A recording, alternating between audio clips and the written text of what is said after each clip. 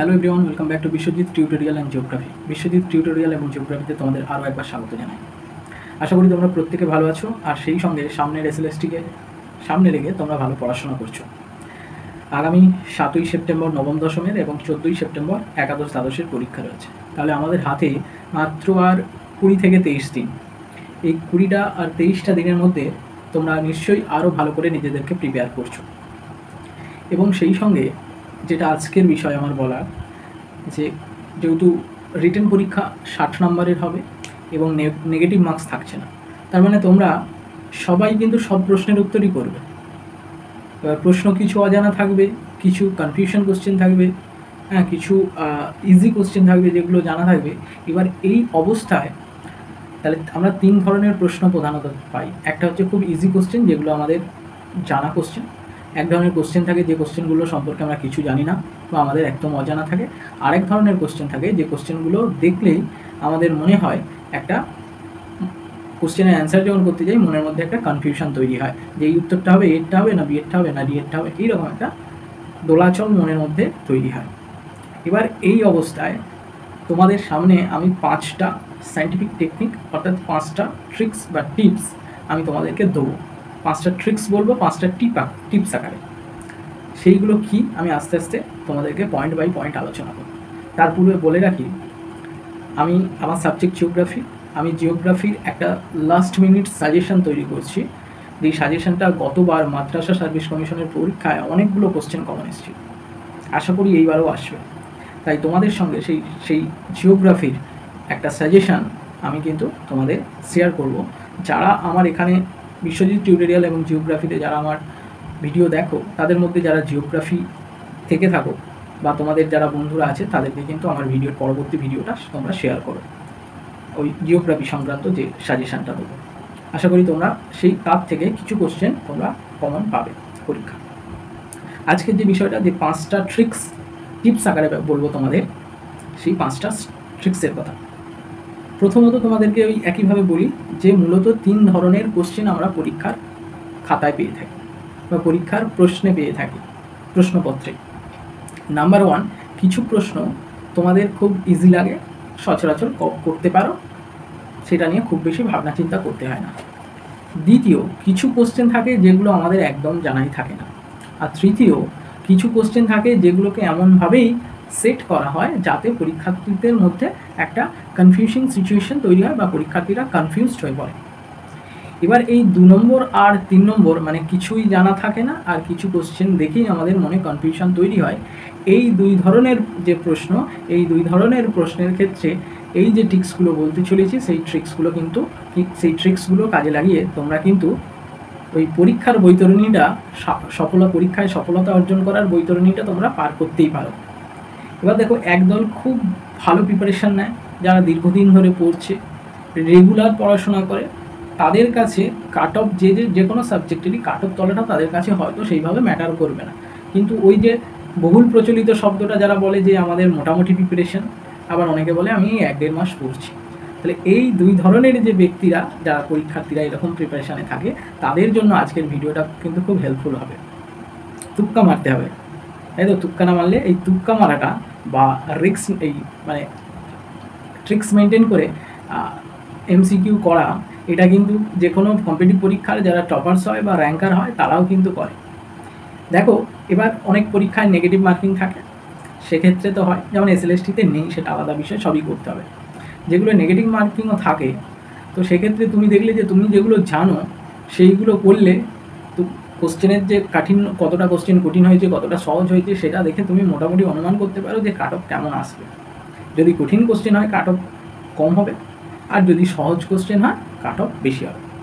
এখন তুমি যদি দেখো যে তুমি যে কোশ্চেনের অ্যান্সারগুলো করেছো সেইগুলোতে তোমার কাট অফের কাছেই যাবে না, তাহলে তুমি যদি কাট অফের কাছে নাই যেতে পারো, তাহলে তোমাকে তো কিছু তুক্কা লাগাতেই হবে, মানে তোমাকে রিস্ক নিয়ে কিছু করতেই হবে নেগেটিভ মার্কিং থাকলে। তাহলে দরকার আমাদের, বেশ। তো এখন বলবো এই টিপস নাম্বার 1। টিপস নাম্বার 1 হচ্ছে এলিমিনেশন মেথড, অর্থাৎ তোমাদেরকে এলিমিনেট করতে হবে, কোশ্চেনকে বাদ দিতে হবে। 4টে করে অপশান থাকে এমসিকিউতে, সেইগুলোকে বাদ দিতে হবে। এবার এই এলিমিনেশন মেথড, সেই মেথডের মধ্যে আবার 3টে প্রসেস বলবো।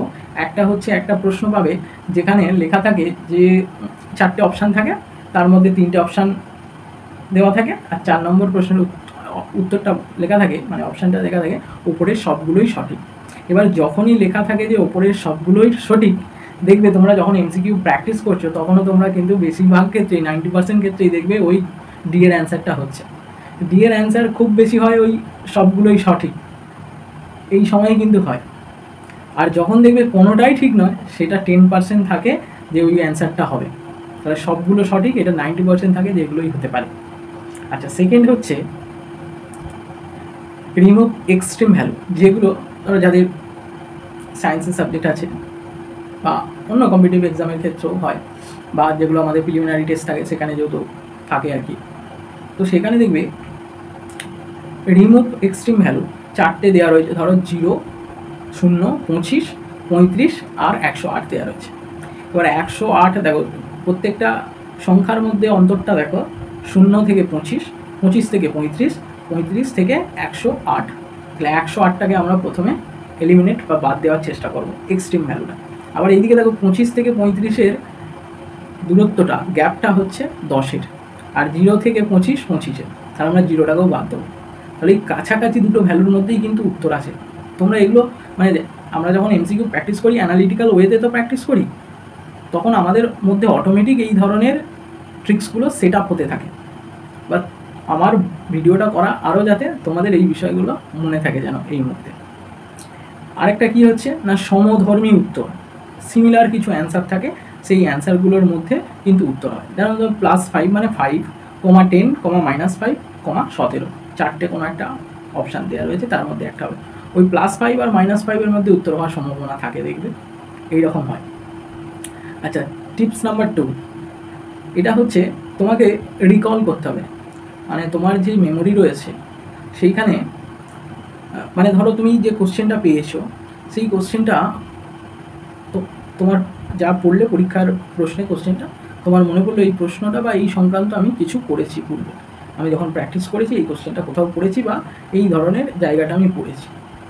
এবার তোমার সেই মুহূর্তে মনে পড়ছে না, তখন তুমি কি করবে, তোমার মনটাকে একটু শান্ত করলে, একবার ভাবার চেষ্টা করলে যে তুমি এই জায়গাটায় ঠিক কী পড়েছিলে, বা এই অপশানটাই, এই এমসিকিউটা ঠিক কোন প্র্যাকটিস সেটটা পেয়েছিলে, তুমি সিলেবাস অনুযায়ী কোন ইউনিট, তার কোন সাব ইউনিট, সেই জায়গাটাকে তুমি মনে করলে। আমি যেমন মনে করি, মানে আমি যখন প্র্যাকটিস করি, যখন আমার যে কোশ্চেনগুলো মনে হয় যে এইগুলো আসলে আমার পরীক্ষায় সমস্যা হবে, আমি তখন ওই পাতা, তার পরের আগের কি কোশ্চেন থাকে, এই জায়গাগুলোকে মনে করে করে আমি তৈরি করি। ফলত বাঁ দিকের পাতাটাই ছিল না ডান দিকের পাতাটাই ছিল, এইগুলো আমাকে খুব হেল্প করে। যেমন ধরো, আমি একটা তোমাদেরকে ছোট্ট করেই বলি, মাধ্যমিক দেওয়ার পর আমার কথাই বলছি বা সবার কথাই বলছি, অনেকে সায়েন্স নেয়, অনেকে আর্টস নেয়, অনেকে কমার্স নেয়। এবার অনেকে নানাবিধ কারণে সায়েন্স নেয় না, সায়েন্স নেওয়ার মতো যোগ্যতা থাকা সত্ত্বেও, তার মধ্যে আমি একজন। তো আমি যখন আর্টসে ভর্তি হলাম, তো প্রথম যারা আর্টসে ভর্তি হয় তাদের মধ্যে ভূগোল নিয়ে একটা কিউরিয়াসিটি বাড়ে, এবং ভূগোলকে সবসময় বেশি পড়ার একটা প্রাধান্য দিয়ে রাখে।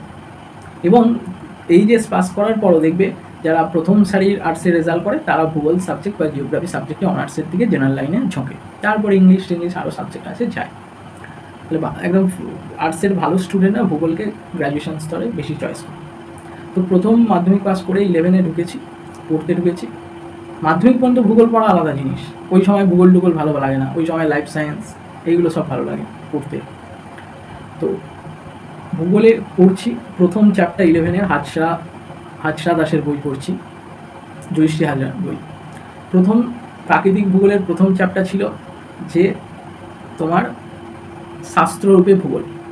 সেই শাস্ত্ররূপে ভূগোল দারুণ একটা ইমোশন নিয়ে পড়ছি, ভূগোল একটা আলাদাই ব্যাপার। তো আমার ওইখানে প্রথম ওখানে এসে আমি পড়লাম যে ভূগোল শব্দটাকে প্রথম ব্যবহার করে।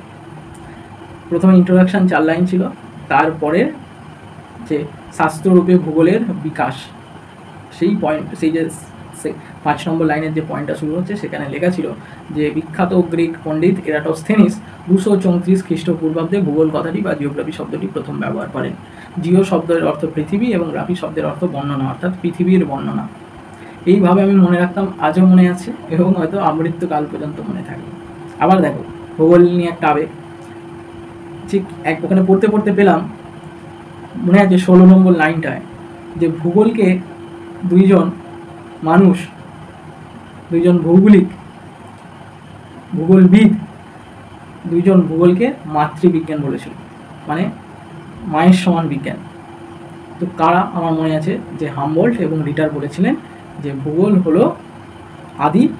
হলো আদি, যা মাতৃসম শাস্ত্র। Geography is the mother discipline, বা geography is the mother of all science.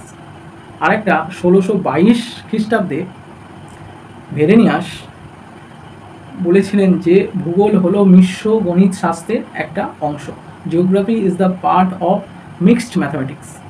এইগুলো, ওইটা ছিল 9 নম্বর লাইন। তো এইগুলো আমার আর কি মনে আছে, এইভাবে পড়াশোনা করেছিলাম। এখনও জিওগ্রাফি যেগুলো পড়ি ওইভাবে পড়ি। এবার তুমি যখনই যে বিষয়টা আছে, তুমি যখনই মনে করছো, মনে করতে করতে তোমার দেখবে মনে পড়ে যাবে। আর যদি না মনে পড়ে, তাহলে খুব বেশি সময় নষ্ট না করে পরবর্তী কোশ্চেন করতে চলে গেল। কোশ্চেন করতে করতে দেখবে হঠাৎ মনে পড়ে গেল। এটা পরীক্ষার ক্ষেত্রেও হয়, প্রশ্ন লেখার ক্ষেত্রে মাধ্যমিক লেভেল পর্যন্ত, গ্র্যাজুয়েশন লেভেল পর্যন্ত, তখনও এই জিনিসগুলো হয়। বড় কোশ্চেনের ক্ষেত্রেও হয়, শর্ট কোশ্চেনের ক্ষেত্রেও হয়, 2 নম্বর কোশ্চেনের ক্ষেত্রেও হয়। যে কোনো জায়গাটা ভুলে গেছো, কোনো পয়েন্টটা ভুলে গেছো, সেটা কিন্তু মনে পড়ে যায়। 5টা পয়েন্ট লিখতে হবে, 4টে পয়েন্ট মনে পড়েছে, আরেকটা পয়েন্ট ভুলে গেছে, পেটে আসছে মুখে আসছে না, অটোমেটিক চলে আসে রিকল করলে, কারণ আমাদের যে নিউরন কানেকশানগুলো তখন জুড়ে যায় আর কি। আর এইটার ক্ষেত্রে একটু লেট নিউরন কানেকশান যুক্ত হয়, তার কারণ এটা রিকল করতে করতে আস্তে আস্তে মনে পড়ে। তখন তুমি কী করবে, যেটা করছিলে সেটা করতে করতে মনে করবে, হ্যাঁ ওটা আমি ছেড়ে এসেছিলাম, ওইটা আমাকে করতে হবে। সময় চলে গেলে যদি না খেয়াল থাকে, তাহলে তোমার ওটা ফাঁক পড়ে যাবে। ওই তারে যেমন একবার করে দেখতে হয় প্রথম থেকে কতগুলো অ্যান্সার করলে, যেই মুহূর্তে মনে পড়ছে পিছনে গেলে যে সেটাকে তুমি মার্ক করে দিলে, বা একদম ওই মার্কশিটে ফিল আপ করে নিলে। এবার আসি ট্রিপস নাম্বার 3। এবার B and C option strategy. দেখো 4টে থাকে BCD। যিনি কোশ্চেন সেট করেন তিনি কখনোই চান না যে পরীক্ষার্থী প্রথম অপশানটাই পেয়ে যাক। এগুলো আমাদের মনের সাথে একটা সাইকোলজিক্যালি গেম চলে। তিনি সবসময় বি অথবা সি এর মধ্যে উত্তরটা রাখেন। আবার এটা ভাবেন যে ডি এ একবারে শেষেরটা দেবো, ডি এর উত্তর হয়, কিন্তু বেশিরভাগ ক্ষেত্রে BC এর মধ্যে একটা প্রবণতা থাকে। বেশ, তারপর আরেকটা দেখো ট্রিপস হচ্ছে এর মধ্যে 3 টিপসের মধ্যে, যে আমরা নেট সেটের ক্ষেত্রে এটা বেশি পাই, যেহেতু SLSTটা অপেক্ষাকৃত সহজ কোশ্চেন হয়। কারণ SLSTর ক্ষেত্রে অতটা বেশি অ্যানালাইসিস করে আমাদেরকে কিন্তু অতটা অ্যান্সার করতে হয় না। অপেক্ষাকৃত অনেকটাই সহজ হয় SSCর ক্ষেত্রে। যারা মাদ্রাসা সার্ভিস কমিশন দিয়েছিলে তারা দেখেছো, আর তার আগে যারা SSC দিয়েছো তারাও তো জানো, 2016 যারা দিয়েছো।